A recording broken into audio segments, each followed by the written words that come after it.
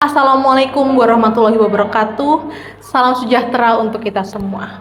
Perkenalkan, nama saya Alexandria Novikian Putri, mahasiswi Ilmu Komunikasi Kampus 5 UNESA. Hari ini saya ingin berbagi sesuatu yang sangat dekat dengan kehidupan kita sehari-hari tentang tidur dan mengapa hal sederhana ini kini menjadi masalah serius di kalangan mahasiswa. Pernahkah kalian terbangun di tengah malam dengan pikiran yang tidak mau berhenti? Mungkin karena memikirkan tugas yang belum selesai, notifikasi chat yang belum dibalas, atau sekedar memikirkan hal-hal kecil yang terjadi di siang hari. Kalau iya, kalian tidak sendiri. Karena studi yang dipublikasikan oleh Journal of Telenursing pada tahun 2025 menunjukkan bahwa sekitar 60% mahasiswa mengalami gangguan tidur termasuk insomnia, yang kini menjadi epidemi sunyi di kampus kita. Hari ini saya ingin mengajak kita semua melihat kembali salah satu tujuan besar dari Sustainable Development Goals nomor 3, yaitu Good Health and Well-being. Jika kita mendengar kata kesehatan, pasti langsung terpikirkan tentang tubuh yang kuat, olahraga, dan pola makan yang sehat. Padahal ada satu hal penting yang sering dilupakan, yaitu tentang tidur. Tidur yang cukup dan berkualitas bukan sekedar rutinitas malam biasa. Ini adalah dasar dari kesehatan mental dan fisik yang seimbang.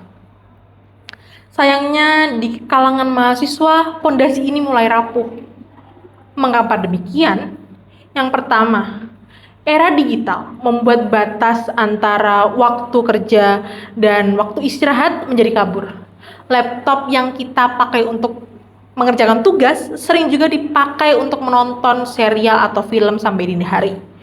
Ponsel yang digunakan untuk membantu komunikasi sekaligus membuat kita takut tertinggal informasi atau yang sering kita dengar dengan FOMO.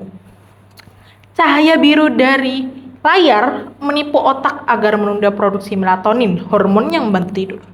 Akibatnya, mata masih segar walaupun waktu sudah menunjukkan lewat tengah malam.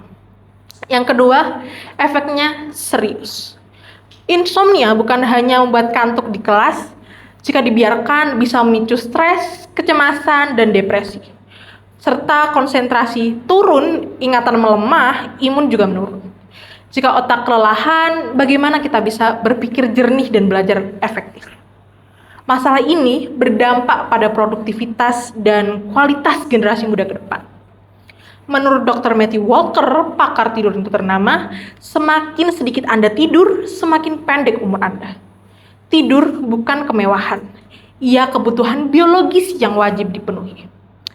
Lalu, apa yang bisa kita lakukan untuk keluar dari lingkaran insomnia ini? Solusi tidak cukup hanya bilang tidurlah lebih awal.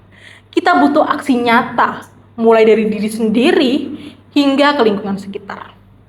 Sebagai individu, kita bisa mulai dari hal kecil seperti buat batas digital 1 jam sebelum tidur, jauhkan semua gawai, gunakan waktu itu untuk baca buku, meditasi ringan, atau menulis rencana untuk esok hari.